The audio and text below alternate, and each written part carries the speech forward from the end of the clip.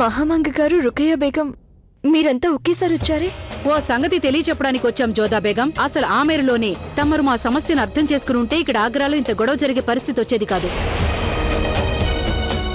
అప్పటికీ నేను మీకు నచ్చ చెప్పాలని ప్రయత్నించాను. జలాల్ కనుక దేవాలయానికి వస్తే ఇక్కడ ఆగ్రాలో గందరగోళం జరుగుతుందని చెప్పాను. కానీ తమరు నేనేం చెప్పినా లెక్క చేయలేదు. మీరే తలుచుకుంటే జలాల్ని ఆపి ఉండొచ్చు. ఇప్పుడేం జరిగిందో స్వయంగా మీరే చూశారుగా. ఎన్ని ప్రశ్నలు, ఎంతమంది షహన్షాని ప్రశ్నించే సాహసానికి పాల్పడ్డారో.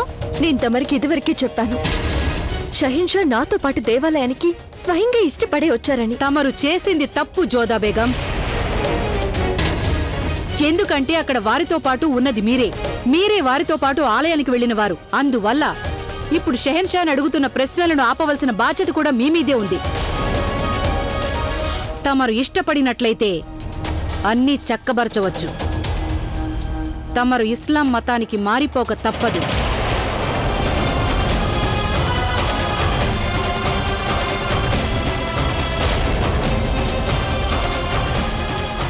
ఎందుకు మారాలి? నేను మీ మతాన్ని ఎంతో గౌరవిస్తాను. అయితే నాకు మా మతం మీద కూడా గౌరవం ఉంది. గొప్పగా అన్నారు జోదా బేగం. మీరు చెప్పేది ఒకటైతే చేసేది మాత్రం ఇంకొకటి. మీరు వివాహ సమయంలో ఏ వాగ్దానం చేశారు? తాము తమ భర్తని అడుగడుగునా అనుసరిస్తానన్నారు. ఆయన ఇష్టానుసారం ఉంటానన్నారు. అలాంటప్పుడు భర్త మతం తమరి మతం కాకుండా పోతుందా?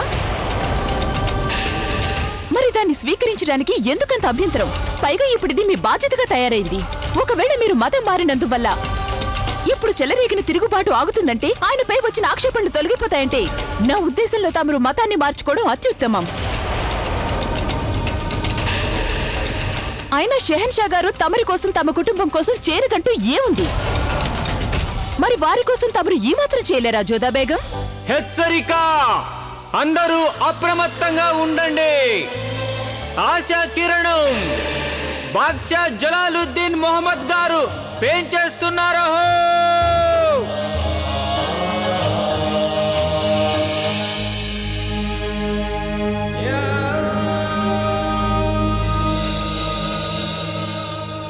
మీరంతా ఇక్కడున్నారే? మేమంతా జోదా బేగంకి నచ్చ చెప్పడానికి వచ్చాం. వ్యవహారాన్ని చెడగొట్టకుండా అదుపులో ఉంచమని. అలాగే ఆ మౌల్వీ సాబ్ ఇక్కడికి వచ్చే లోపల ఇస్లాం మతాన్ని స్వీకరించడానికి ఒప్పుకునేలా జోదా బేగంని సంసిద్ధం చేశాం. కానీ అదేం జరగబోదు రుకయ్య బేగం.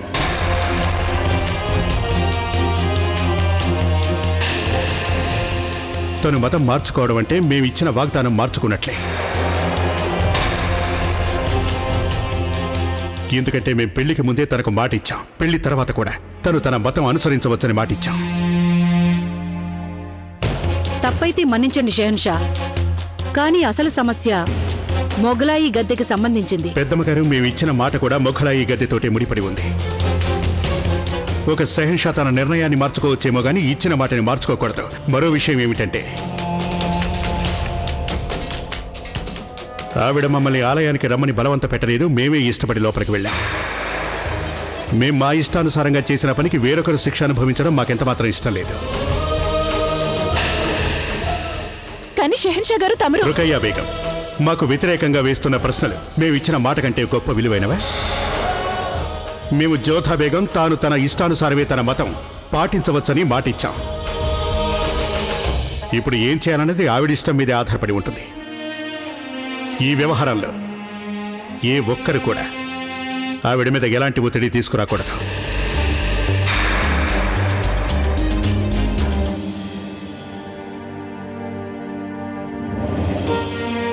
నేను అత్తయ్య గారితో మాట్లాడదలిచాను.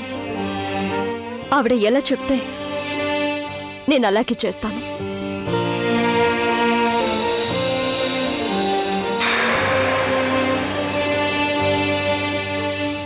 జోదా బేగం ఏమంటున్నారంటే, తమరేం చేయమంటే అది చేయడానికి ఆవిడ సిద్ధం. ఆవిడ ఇస్లాం మతాన్ని తీసుకోమని మీరు చెప్పండి. అత్తయ్య గారు, తమరు ఒక్క మాట అంటే చాలు షెహన్షాకు వచ్చిన చెడ్డ పేరు తొలగిపోతుంది. అయినా అదేమంత పెద్ద విషయమా? కల్మా పఠించి ఇస్లాం స్వీకరించడమేగా. వారి నిత్య జీవితంలో ఎలాంటి మార్పు రాబోదు. అలా చేస్తే షెహన్షా గారి గద్దె మీదకొచ్చిన ఆక్షేపణలు తొలగిపోతాయి. ఇక వాదనలు అనవసరం రుకయ్య బేగం.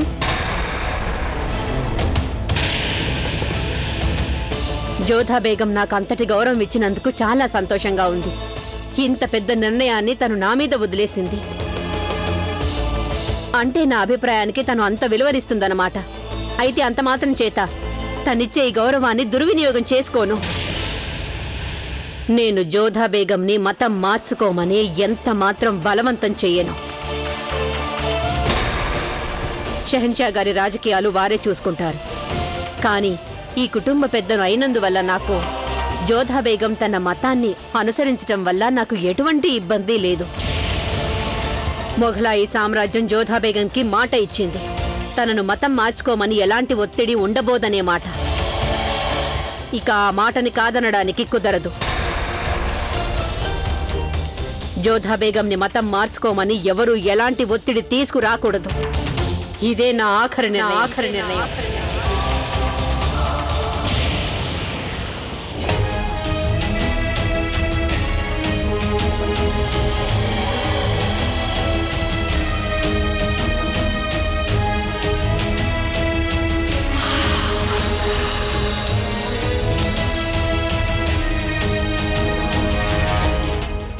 మేం పెద్దలందరికీ మేమున్న పరిస్థితి వివరంగా చెప్పాం. ఒక బాద్షా అయినందువల్ల మేము చేసిన వాగ్దానాన్ని, ఇచ్చిన మాటను ప్రాణం పోయినా తప్పలేం. మేము జోధా బేగంకి చేసిన వాగ్దానం ప్రకారం ఆవిడ తన మతాన్ని కొనసాగించవచ్చు.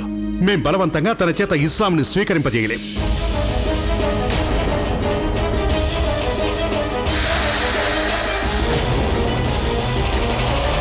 అది జరగాలంటే ఆవిడ సంతోషంగా ఇస్లాంని స్వీకరిస్తేనే జరుగుతుంది. మేం మా మాటని కాదనిలేం. ఒకవేళ కాదంటే అది మా వంశ ప్రతిష్టకు అవమానం. అప్పటికీ గనక మేము ఈ గద్దెను వదిలేయాలి అంటే మేము మా అనంతరం ఈ గద్దెని రహీంకి అప్పగిస్తాం.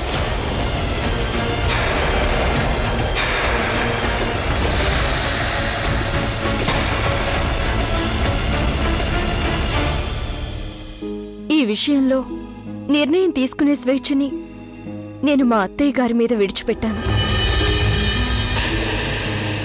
ఆవిడ ఏ నిర్ణయం తీసుకున్నా అది నాకు సమ్మతమే.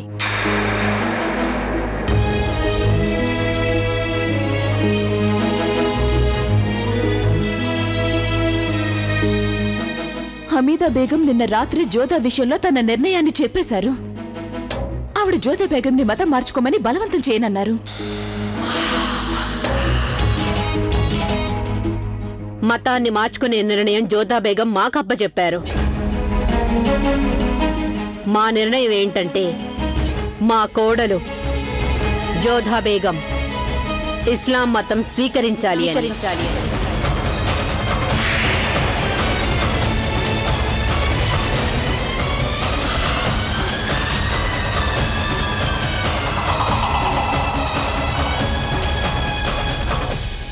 సుబ్హానల్లాహ్, సుబ్హానల్లాహ్.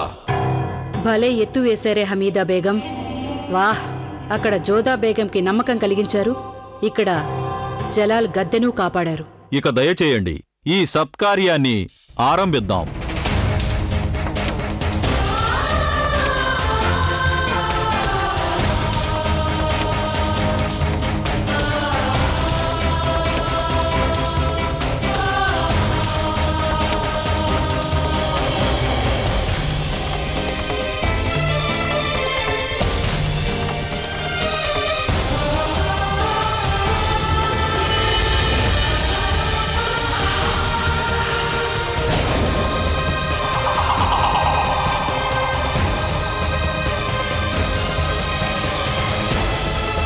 హెచ్చరిక! పవిత్ర అజ్మీర్ క్షేత్రం నుంచి షేక్ ముబారక్ గారు ఏం చేస్తున్నారు? రండి. అస్సలాము అలైకుం. దయచేయండి షేక్ ముబారక్. ఇదే తమరికి మా స్వాగతం. రండి, తమ కోసమే నిరీక్షిస్తున్నాము. ఈ తంతుని ఇంతటితో ఆపేయండి.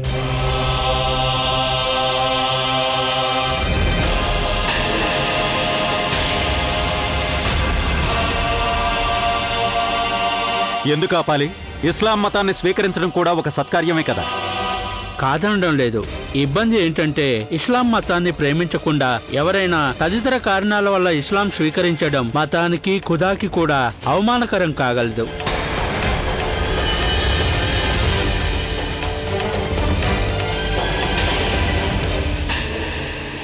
షేక్ సాహెబ్ ఔలియా అలా గారైన సలీం చిష్టీ సాబ్ షహన్షా గారికి ఒక వర్తమానం పంపించారు. జలాల్, ఈరోజు ఉదయం లేవగానే మాకు కొన్ని శబ్దాలు వినిపించాయి. వాటంతటవే మా చూపులు ఆకాశం వైపు మళ్ళాయి. అప్పుడు ఆకాశంలో రెక్కలు విప్పి ఎగురుతున్న సీతాకోక చిలుకను చూస్తుంటే మాకేమనిపించిందంటే ఆ పక్షులు ఎంత అదృష్టం చేసుకున్నాయి అనిపించింది. వాటికి మతాల నుంచి, నియమాల నుంచి, నిబంధనల నుంచి పూర్తి స్వేచ్ఛ ఉంది. అవి ఖుదాకు ఎంతో చేరువ. ఆ ఖుదాయే వాటి కిలకిలా రాగాలు అర్థం చేసుకుంటున్నప్పుడు ఇక కల్మాలకి మంత్రాలకి తేడా ఏముంది? జలాల్, మా ఉద్దేశం ఏంటంటే నువ్వు పవిత్ర ఆజ్మీర్ క్షేత్రంలాగా ఒక సాంప్రదాయాన్ని స్థాపించాలి. ఆ వ్యవస్థలో మతాలకి, నిబంధనలకి అతీతంగా ప్రేమ వెల్లివిరిసేలా ఉండాలి. ఏనాడైతే నువ్వు ప్రేమను అర్థం చేసుకోగలవో ఆనాడే నీకు ఖుదా ఇచ్చే కానుక లభిస్తుంది. అప్పుడే నీ ఉనికికి, నీ పుట్టుకకి ఒక అర్థం ఉంటుంది. ఈ సందేశం ఏదో నేను పంపిస్తున్నది కాదు. ఇది స్వయంగా ఆ ఖుదాయే ఇస్తున్న సందేశం. వారు మా ద్వారా నీకు అందజేస్తున్న సందేశం. ఎందుకంటే ఈ సందేశం లోకాన్ని మార్చగలిగిన వ్యక్తికే అందచేయాలి. ఆ వ్యక్తి మనిషే మనిషికి ఆ పక్షుల్లాంటి స్వేచ్ఛను కలిగించగలడు. ఖుదా అంటే ప్రేమించవలసిన వాడు, భయపడవలసిన వాడు కాదు. మా ఉద్దేశంలో ఈ సందేశం విన్నాక మీకు షహన్షా గద్దెపై కూర్చోవడానికి ఎలాంటి అభ్యంతరం ఉండదనుకుంటాను.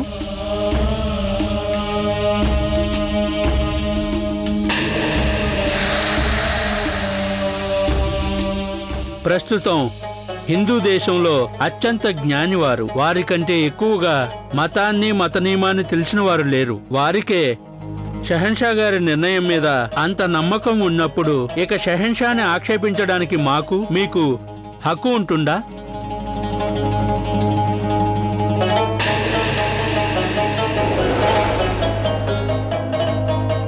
మాకు తెలియదు తమరి నిజాయితీయో ఆ ఖుదాయో గాని మా వల్ల ఖుదాకి అవమానం జరగకుండా మమ్మల్ని కాపాడారు. నిజంగా మతాన్ని అభిమానించకుండా దాన్ని స్వీకరించడం నేరమే కాగలదు. సలీం చిష్టి గారి నిర్ణయాన్ని మేమెవ్వరం వ్యతిరేకించలేం.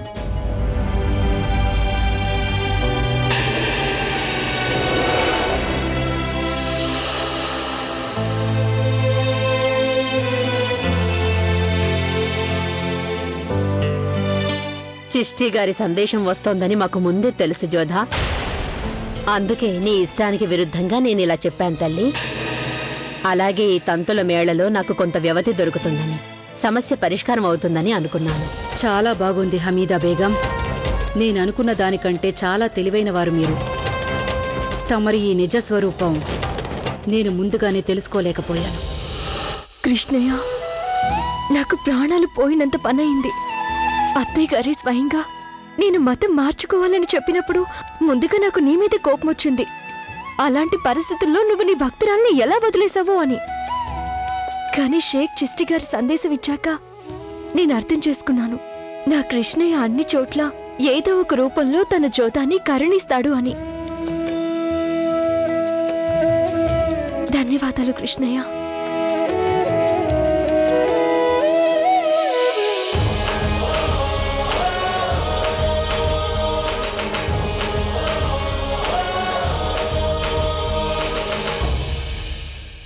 తమరిలా వచ్చారేంటి? ఒక ముఖ్యమైన పని ఉండి ఒకవేళ తమరు గనక నా మతం విషయంలో జోక్యం చేసుకోకుండా తమరిచ్చిన మాట నిలబెట్టుకున్నానని అనుకున్నట్లయితే అందుకు నేను మీకు కృతజ్ఞతలు చెప్పుకుంటాననుకుంటే అదంతా మీ భ్రమే అవుతుంది. ఎందుకంటే మీరిచ్చిన వాగ్దానం ఒకటి నిలబెట్టుకోలేదు. ఆ రోజు రాత్రి మీరు చేసిన పని, నిన్న రాత్రి తమరు నాతో కలిసి. జోధా బేగం, తమరి ప్రశ్నకు సమాధానం ఏమిటంటే అప్పుడు మాకు మరో దారి లేకుండా పోయింది. అది నేను మర్చిపోలేను షహిన్షా. మేం మర్చిపోలేదు. ఆ రోజు రాత్రి ఆ నల్ల వస్త్రం వెతకడానికి చాలా కష్టమైంది. నల్ల వస్త్రమా? ఎందుకు? మీ ఒళ్ళు పూర్తిగా చల్లబడిపోయింది. వైద్యులు గారేమో మీకు స్పృహ రావాలంటే మీ ఒంట్లో వేడి పుట్టించాలి అన్నారు. అప్పుడు ఆ బాధ్యత వాళ్ళు మాకు అప్పగించి మరీ వెళ్ళారు. కానీ ఈ భర్తని ఇచ్చిన మాట అడ్డుకుంది. అందుకని ముందుగా మేము ఆ పని చేయలేదు. నల్లగుడ్డని ఒంటి మీద కప్పితే అది శరీరానికి వేడిస్తుందని మేం గతంలో ఎప్పుడో విన్నా. పైగా మీరు చలికి వణికిపోతున్నారు. అందుకని మేము మీ శరీరాన్ని నల్ల వస్త్రంతో చుట్టి పెట్టాం. అంటే దాని అర్థం ఆ రాత్రి మీరు నాతో కలిసి మేము ఏదైనా చేయాలి అంటే పగటి వెలుగు కానీ రాత్రి చీకటి కానీ అవసరం ఉండదు. కానీ మేము మీకు మాట ఇచ్చాం. ఇచ్చిన మాటకి రాత్రి పగలు అనేవి అతీతం. ఒక్కసారి మాట ఇస్తే అది నిలబెట్టుకోక తప్పదుగా జోధ. మరి ఆ సంగతి మీరు నాకు ఇదివరకు ఎందుకు చెప్పలేదు? కానీ మేము చెప్పడానికి ముందే మీరు పూర్తిగా వేరే రకంగా అనుకున్నారు జోధా బేగం. తమరిని అక్కడికి తీసుకురాకపోతే చాలా ఇబ్బంది పడి ఉండేవారు కదా. మరి ఇప్పుడు ఎందుకు చెప్పారు? ఎందుకంటే ఇప్పుడు కూడా చెప్పకపోతే మీరు మరింత ఎక్కువగా ఇబ్బంది పడతారని. ఒక సహన్షాని ఎవరూ ఎలాంటి ప్రశ్నలు వేయకూడదు, అందుకు మీకు చిన్న శిక్ష విధించాలి అనుకున్నాం. అయితే సహన్షాల గద్దె మీద కూర్చున్నప్పుడు ఎవరికో ఒకరికి కానుక ఇవ్వాలి. అందువల్ల మీకు కానుక రూపంలో ఈ ప్రశ్నకి జవాబు చెప్పాలి అనుకున్నాం. మా బేగంని అంతలా కష్టపెట్టే నిర్దయులం మేం కాదేమో జోధా బేగం.